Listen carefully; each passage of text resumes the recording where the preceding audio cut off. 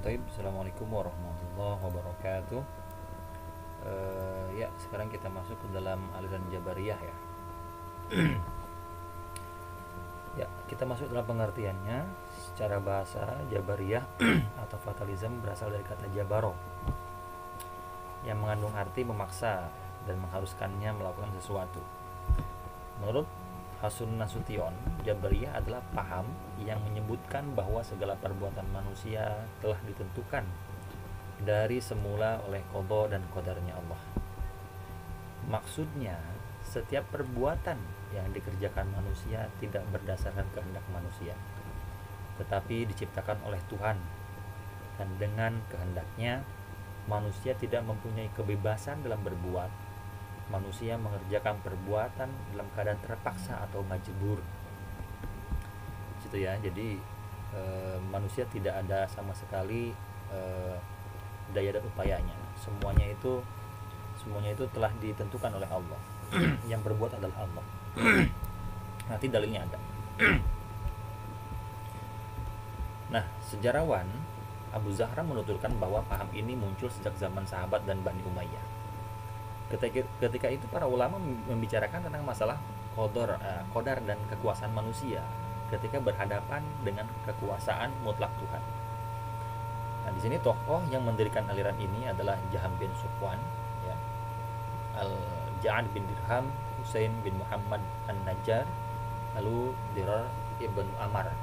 Nah, di sini masuk ke dalam ajarannya. Ini silakan dihafalkan tokohnya ya. Lalu dasar ajarannya, nah ini sini ada ya. Dasar pemahaman pada aliran Jabariyah ini dijelaskan dalam Al-Quran, diantaranya surah As-Saffat dan Al-Insan. Surah As-Saffat ayat 96, Al-Insan ayat 30. As-Saffat bismillahirrahmanirrahim, wallahu khalaqakum wa ma ta'malun. Padahal Allah lah yang menciptakan kamu dan apa yang kamu perbuat itu. Lalu wa ma tasha'una illa ayyasha'allahu innallaha kana 'aliman hakima. Dan kamu tidak mampu menempuh jalan itu kecuali bila dikehendaki Allah. Nah, melihat dalilnya ini, mereka menggunakan dua dalil ini untuk menguatkan pemahaman mereka bahwa yang betul-betul menggerakkannya itu adalah Allah, yang menggerakkan dirinya adalah Allah. Jadi dia nggak betul-betul dipaksa oleh qada dan qadarnya Allah, gitu ya.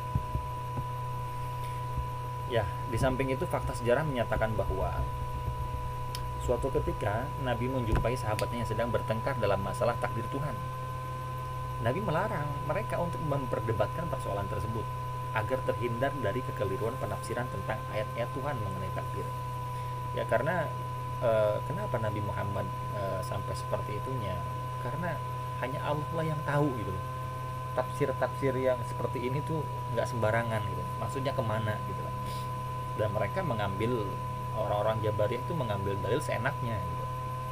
Seolah-olah ya seperti itulah gitu, udah baku, enggak ya, padahal enggak. Butuh penafsiran yang dalam gitu. Terus yang kedua, Khalifah Umar bin Khattab pernah menangkap seorang pencuri. Ketika diinterogasi, pencuri itu berkata, Tuhan telah menentukan aku mencuri. Nah, mendengar jawaban itu, Sayyidina Umar kemudian marah sekali dan menganggap orang itu telah berdusta. Oleh karena itu, Sayyidina Umar memberikan dua jenis hukuman kepada orang itu. Yang pertama yaitu hukuman potong tangan karena mencuri, dan hukuman dera karena menggunakan dalil takdir Tuhan. Nah, hukuman potong tangannya wallahu alam seperti apa? Potong tangannya apakah dari mulai dari sini ke sini gitu ya, atau dari sini ke sini, wallahu alam. Kita nggak tahu seperti apa potong tangannya gitu. Lalu yang ketiga, ketika Khalifah Ali bin Abi Thalib ditanya tentang qadar Tuhan dalam kaitannya dengan siksa dan pahala. Lalu orang tua itu bertanya, apabila perjalanan menuju perang Siffin itu terjadi dengan qada dan qadar Tuhan, maka tidak ada pahala sebagai balasannya. Kemudian Sayyidina Ali menjelaskan bahwa qada dan qadar Tuhan bukanlah sebuah paksaan. Pahala dan siksa akan didapat berdasarkan atas amal perbuatan manusia. Kalau itu sebuah paksaan, ya, kalau perang Siffin itu sebuah paksaan, maka tidak ada pahala dan siksa, gitu. Ya, terus gugur pula janji dan ancaman Allah, ya, al-wa'd sama al-wa'idnya Allah. Dan tidak ada pujian juga bagi orang yang baik, dan tidak ada celaan bagi orang yang berdosa.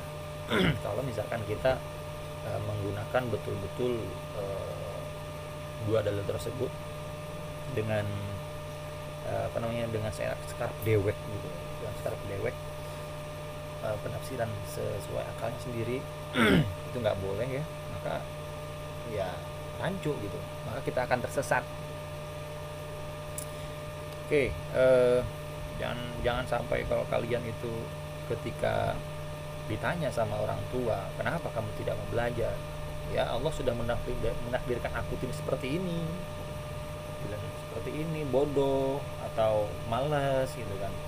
Allah sudah mentakdirkan aku seperti ini. Ya enggak juga lah bro, jangan sampai itu dijadikan sebuah dalil juga ya, hati-hati itu. Jabariyah tuh. Nggak boleh ya. Terus yang ketiga, nah yang selanjutnya adalah doktrin ajaran. Yang pertama yang ekstrim. Nah, aliran ini dikenal juga dengan nama Jahmiyah, karena berdasarkan pemikiran kepada tokoh utamanya yaitu Jaham bin Safwan. Ya, doktrin ajaran Jabariyah yang ekstrim mengatakan bahwa manusia itu lemah, tidak berdaya, terikat dengan kekuasaan dan kehendak Tuhan, tidak mempunyai kehendak dan kemauan bebas sebagaimana dimiliki oleh paham Qadariyah. Berarti paham Qadariyah sebaliknya tuh. Seluruh tindakan dan perbuatan manusia tidak boleh lepas dari skenario dan kehendak Allah, tuh kata mereka.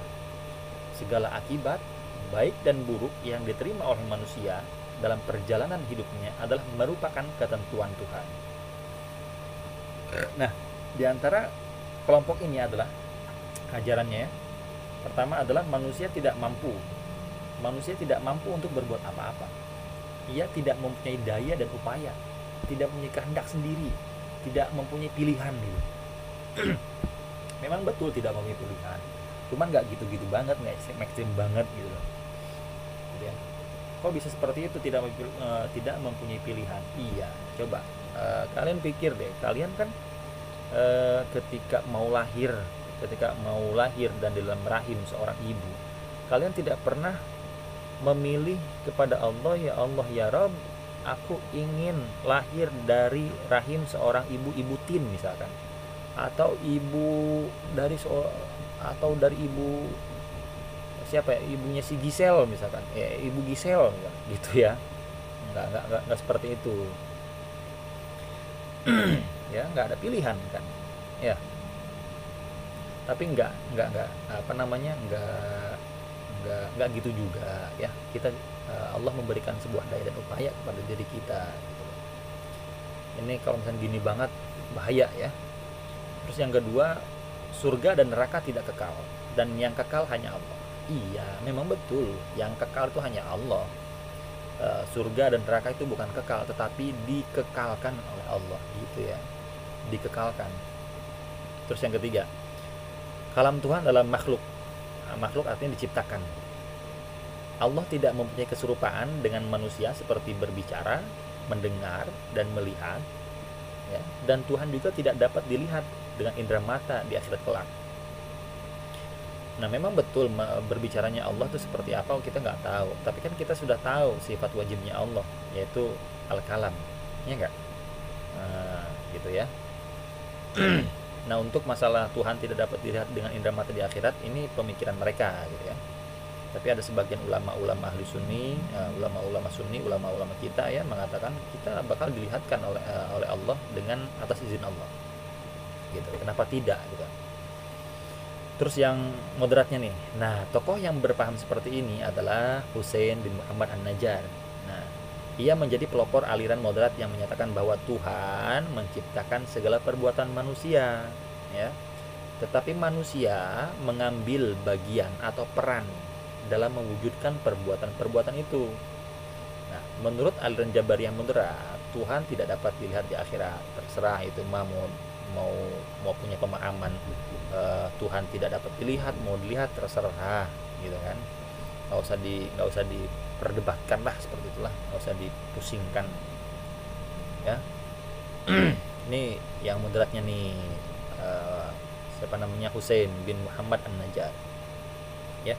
Terus selanjutnya nih, nah ini kebalikannya, aliran Qadariyah. Pengertian, iya.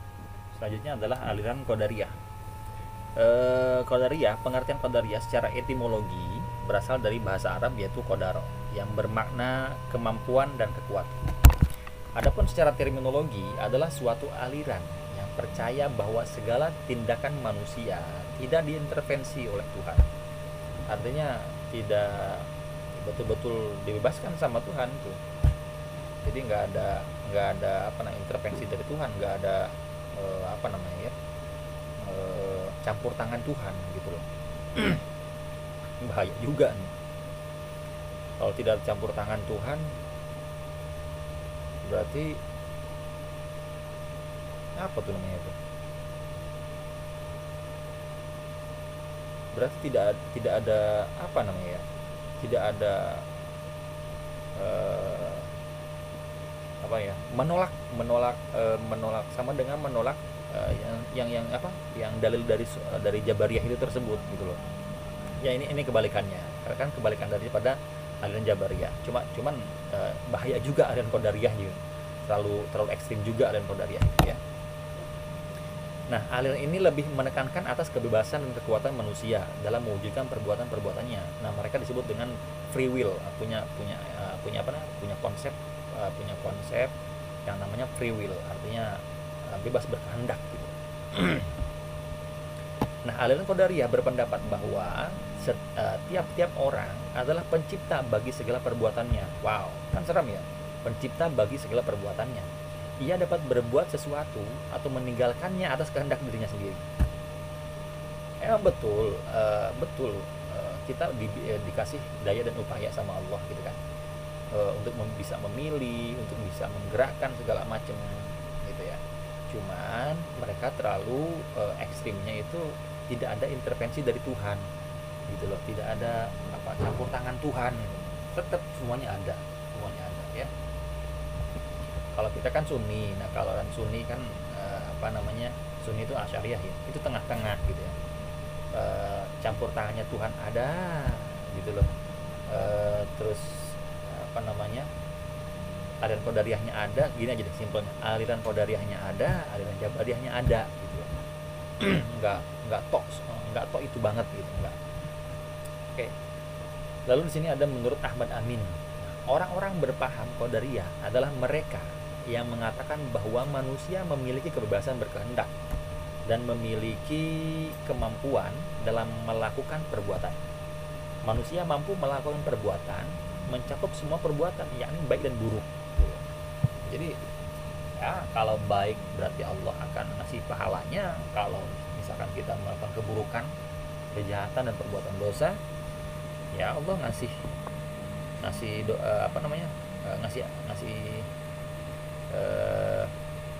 dosanya juga gitu kan. Ngasih dosa, ngasih apa ya? Kalau berbuat baik ngasih pahala, kalau berbuat jahat Allah ngasih dosa, nambah dosa kali ya. Begitu kali ya.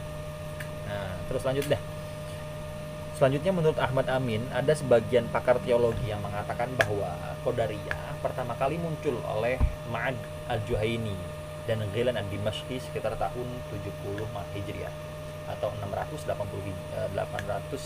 Masehi. Ditinjau dari segi politik, kehadiran mazhab Qadariyah sebagai isyarat menentang politik Bani Umayyah.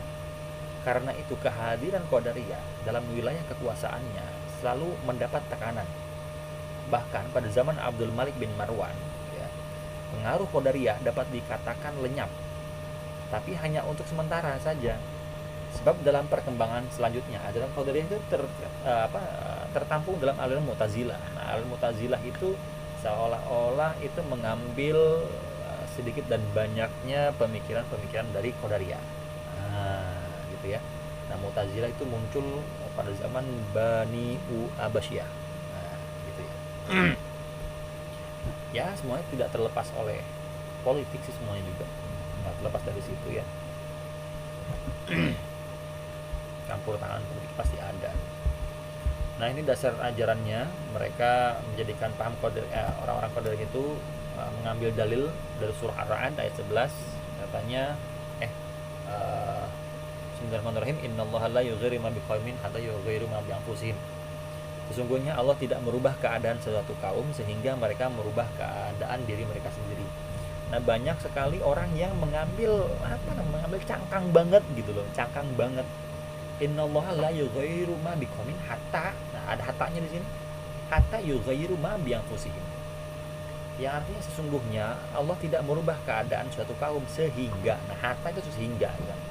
Sehingga mereka merubah keadaan diri mereka sendiri. Contohnya gini deh, kalau sayanya ingin ke barat, maka secara otomatis Tuhan pun harus ikut ke barat. Ketika saya pergi ke timur, maka Tuhan pun harus pergi ke timur. Ketika saya diam, maka Tuhan pun harus diam. Pertanyaannya, yang jadi Tuhan itu Allah atau saya? Ngerti nggak? Kalau misalkan dia mengambil dalil yang kalau dia atau ada Jabariyah atau Jabariyah, Qadariyah atau Mu'tazilah mengambil dalil ini, atau kalian semua mengambil dalil ini secara secara seenak dewek gitu kan, mengartikannya hatta itu sehingga, maka ya udah begitu. Sesungguhnya Allah tidak merubah keadaan suatu kaum sehingga mereka merubah keadaan diri mereka sendiri. Lalu Tuhannya mana? Ya enggak? Coba yang contoh yang tadi saya kasih tahu tuh. Kalau sayanya ke barat, Tuhan pun harus ikut ke barat. Kalau sayanya pun ke timur, Tuhan pun harus ikut ke timur. Lalu yang jadi Tuhan itu siapa? Saya atau Allah? Gitu loh. Nah, ini silahkan kita diskusikan nanti ya. Oke, udah menit berapa ini? Kita lihat 7. Nah, doktrin ajarannya. Menurut Dr. Ahmad Amin dalam kitabnya Fajrul Islam menyebut pokok-pokok ajaran Qadariyah sebagai berikut. Yang pertama, orang yang berdosa besar itu bukanlah kafir dan bukanlah mukmin, tetapi fasik, dan orang fasik itu masuk neraka secara kekal. Oke. Yang kedua, Allah Subhanahu wa taala tidak menciptakan amal perbuatan manusia, melainkan manusialah yang menciptakannya. Dan karena itulah maka manusia akan menerima pembalasan baik surga atas segala amal baiknya, dan menerima balasan buruk atau siksa neraka atas segala amal perbuatannya yang salah dan dosa. Karena itu pula maka Allah berhak disebut adil menurut pemahaman mereka. Gitu ya. Yang ketiga, kaum Qadariyah mengatakan bahwa Allah itu Maha Esa atau satu dalam arti bahwa Allah tidak memiliki sifat-sifat azali seperti ilmu, kudrat, hayat, mendengar. Artinya sifat wajib dan sifat mustahilnya Allah, sifat wajib, mustahil, dan jaiznya Allah. Itu mereka tidak percaya, gitu ya. Dan melihat yang bukan dengan zatnya sendiri. Menurut mereka Allah itu mengetahui, berkuasa, hidup, mendengar, dan melihat dengan zatnya sendiri. Begitu. Lalu yang keempat, kaum Qadariyah berpendapat bahwa akal manusia ya mampu mengetahui mana yang baik dan mana yang buruk walaupun Allah tidak menurunkan agama. Wow, ini ekstrim nih. Ya, Allah tidak menurunkan agama, akal manusia itu mampu membandingkan mana yang baik mana yang buruk gitu kan. Kalau misalkan Allah itu tidak menurunkan nabi, ya tidak menurunkan agama, kacau semuanya. Kau bisa kacau? Iya, kan ada nafsu di situ. Ketika nafsu sudah berkuasa, maka akal pun jadi bego gitu ya. Iyalah, kalau nafsu sudah berkuasa menguasai dirinya gitu, tidak ada rem, tidak ada apa, ya udahlah, akal tuh akan kelihatan akan down gitu, akan buruk. Lihatin deh seorang laki-laki ketika dia hawa nafsunya naik, sepintar apapun dia, ketika hawa nafsunya naik itu pasti kelihatan blow on gitu. Ya, itu ngeri itu. Nah, ini pemikiran mereka. Ya, kita lanjut selanjutnya. Sebab katanya segala sesuatu yang ada yang memiliki sifat yang menyebabkan baik atau buruk. Saya ulang, sebab katanya segala sesuatu yang ada yang memiliki sesuatu ada yang memiliki sifat menyebabkan baik atau buruk. Begitu kata mereka. Terus yang selanjutnya, ini ada Mu'tazilah. Ini ada Mu'tazilah, nanti dulu dah ya.